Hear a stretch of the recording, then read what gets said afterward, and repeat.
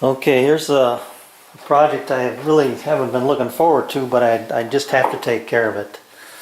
You can see my table out here. It's right out the corner. It's flush, right there. Let me take this up a little bit here. There. So you can see it's flush out here. But when I come down to this edge, bang. And I'm guessing that's probably a good 32nd of an inch. And when I look along this edge of my table, my extension table, I can see that this gap between the top and the angle iron is smaller than the gap down at the end down here. So this corner has dropped for some reason. I don't know why. But what you can't see is I used the bolt hole here, but I did not use this one. I used the next one and did not, and then skipped the following one, and I used the last two. So I got two holes that are unused there. I'm gonna have to take my rail off, and that's going to be a bit of a challenge too, because I've got my sliding table attached to that. But I'll deal with that. And then I want to jack this up. Use those two holes that I did not drill through. Get my table back to level here, and then bolt it back together. And hopefully it won't move on me. Now I think I'm not positive, but I think one of the problems that caused this is that first of all, I have a lot of weight here with this router, but I made my frame out of poplar when I built it this time instead of Baltic birch.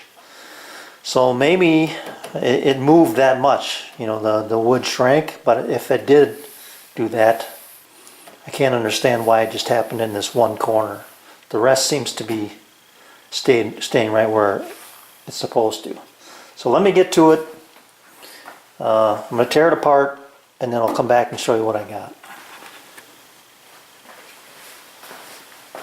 Alright, I got this all braced up here. This is clamped, and then there's a sliding stop underneath this to hold this part up.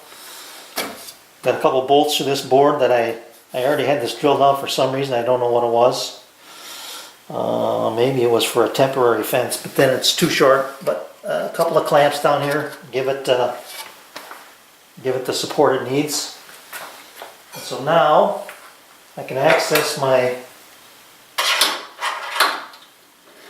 T-nuts that I've got 3 of them in here that hold this extrusion up to this tube. So I can disconnect these.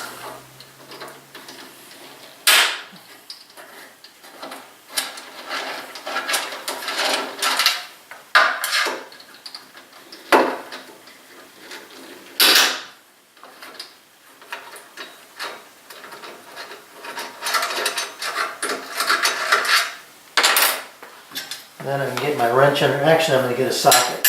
No, I got this already set here. I can access my bolts that hold the tube on here.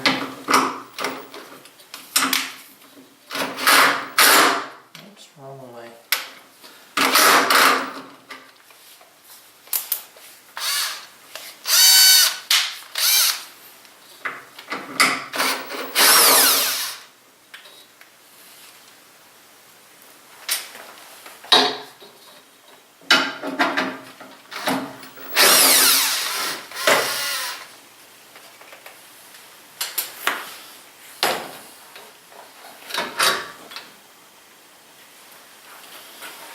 Alright,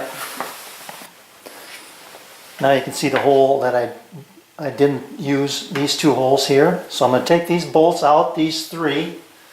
I'm going to use this as a pivot point in the back here, and then flush this up. Alright, I got the last one out, and you can see that I can pop that back up now. And bring that back into flush. I'm going to get a support underneath here and hold that up and check the back. Make sure I don't have to adjust the back. Alright, I cut a temporary piece of scrap that's just a hair short. I'm going to put a wedge underneath here. Get it? No, that's too much. Get where I need to be. That's close. Well, there's your problem right there. I've got a 1/4 inch bolt that was in here, but you can see that this hole hasn't been used yet. See the slop that's in there, and that's about what I dropped right there. So what happens is, when I tighten this up, even though it's centered, there's enough room for that to move down. Now I took a 5/16 drill, and that does not fit that hole. So it must be, I'm only guessing that it's a metric hole, and that's why I used 1/4 inch bolts, because that's what I had at the time. So I'm going to drill these holes out, put in 5/16 bolts, and that should cure the problem. I've got everything leveled up, but the problem is, on the back side, I'm going to have to move my ultimate work table out of the way to get to those bolts back here. A couple of them are open on the far end, but 3 of them are blocked by my table, so I've got to pull that back. So that'll be a chore. Anyway, I'm going to run to the hardware store, pick up a dozen. Let's see, 1, 2, 3, 4. So, yeah, I'll pick up a dozen. I'm going to bolt this thing like no tomorrow, and it's not going to move from here on. I don't want to do this again. Okay, my pocketbook's a little lighter, but I think this is going to be much better. So I'm going to drill these out to 5/16, and then I've got to countersink them. I'll show you what I'm doing here. Hang on a second.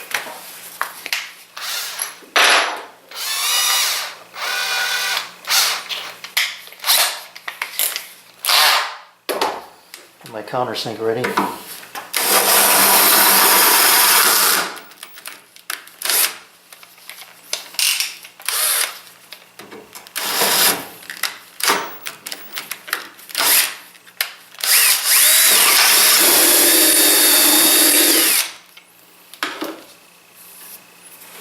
It didn't take much, but I think this is going to sit too proud. Yeah, I got to countersink that some more. A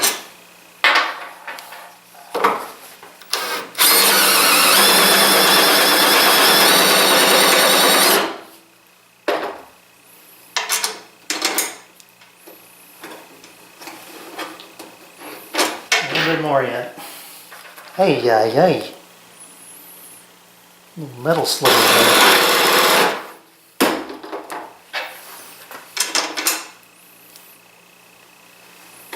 There, we're flush. Okay, so 11 more times, and after I got to move my table out of the way, but then we'll come back.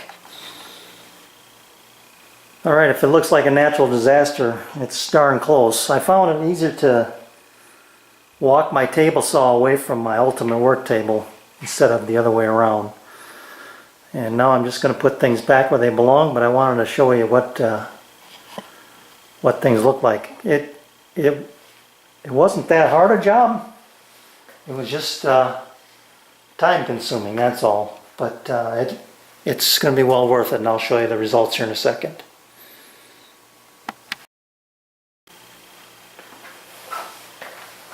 Okay, back to flush.